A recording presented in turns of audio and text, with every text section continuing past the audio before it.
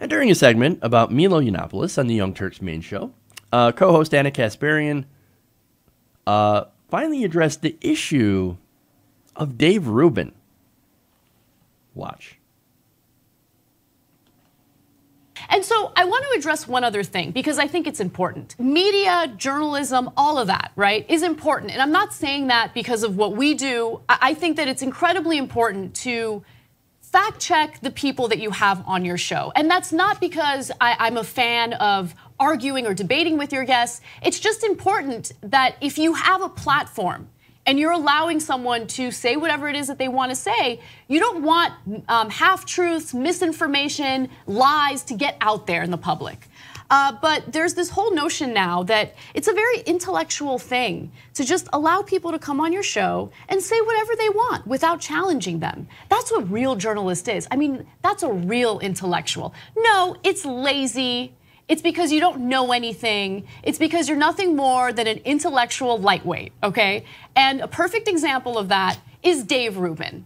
So I've been quiet about Dave Rubin for years, but I know Dave Rubin probably better than anyone else in this company because we were very close friends, okay? Went to dinner at his house every weekend until all of a sudden he's not liberal anymore. All of a sudden, after getting some funding from the Koch brothers, he's now a libertarian.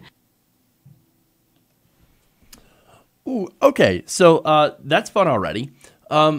So look, Anna calls out Dave Rubin and says, look, maybe you should actually challenge your guests. I agree with that 100%. In fact, there's anything that she said that isn't true. For example, the funding about being a libertarian. Now, look, I don't have a problem with you being a libertarian. I just disagree with you vehemently about some of your positions. But I have friends that are libertarian, I have family that's libertarian, and I disagree with them on a lot of issues, and that's fine. But this isn't about Dave being a libertarian. It's about why he became a libertarian, and that, of course, has to do with money. Now, back in September 21st, 2016, Dave Rubin and Learn Liberty announced a partnership together. Now, what is Learn Liberty? Well, it turns out they are a libertarian think tank that releases videos that espouse libertarian values. Now, they were launched by the Institute for Humane Studies, which is a nonprofit organization that engages with students and professors throughout the United States. Okay. Now, one of the board of directors for the Institute of Humane Studies happens to be Charles G. Koch. So what Anna is saying is that, look, Dave Rubin was a progressive. He was one of us until he partnered up with Learn Liberty, which is funded by the Koch brothers. Ergo, he is funded by the Koch brothers. So, and now, of course, suddenly he's a classical liberal who is very, very interested in free market ideas. Well, that's a strange transformation. Okay. Now, full context here. I used to watch Dave Rubin. He used to be progressive on a lot of issues. Not so much when it comes to Israel-Palestine. He's always been very, very conservative.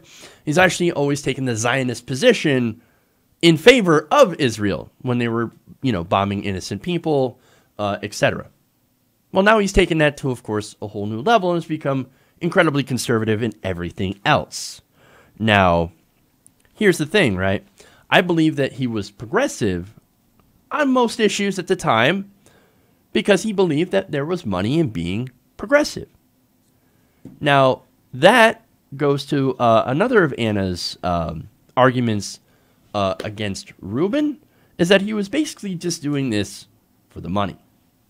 In fact, let's take a look at that video. Dave Rubin sells it as, I'm far more intellectual, and as a result, I refuse to engage in a debate or an argument.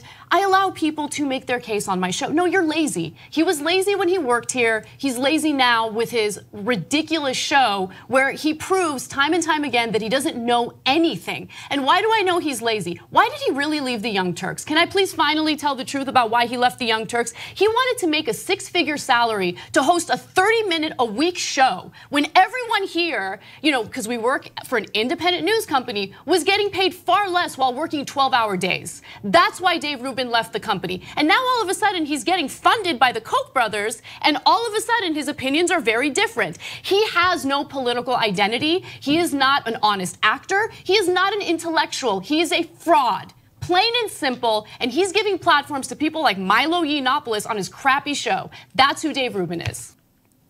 Damn.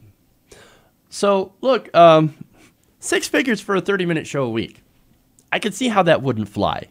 I mean, you know how much we make in independent media, especially progressive media? We don't make a whole lot. There's no money here. This is not a good place to go if you want to make a lot of money. And Dave Rubin found that out the hard way. Oh, it turns out that I actually can't make a lot of money in progressive media and working for small independent companies. Where do I go from here? Oh, right, the Koch brothers. Well, they pay a lot of money. Look, here's the thing. She's basically saying Rubin is a sellout. Well, that's what happens. You go and you get paid a lot of money, and that changes your opinion. Well, that is essentially what happened with Rubin. Again, progressive on a lot of issues, and it turns out I'm a classical liberal now that I've been working with this libertarian think tank that funds me. Oops, I didn't know. No, what you are is you're a sellout. Okay. Look, there's no money in being progressive. There is a lot of money in being conservative. There's actually also a lot of money for being centrist, by the way. But there is no money. There's very little money in progressivism. So that's the truth of it, right? And so that means that we do this because we actually care about the issues. We actually care about policy. People like Rubin, who are in it for the money, well, they don't care about policy, and it shows. Again, he never challenges his guests, and that was the biggest problem.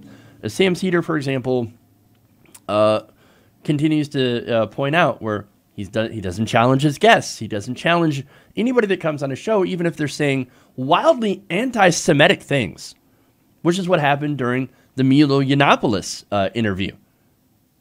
Oh, no, the Jews run everything. They run the media. They run all that. They run the banks. No, they don't.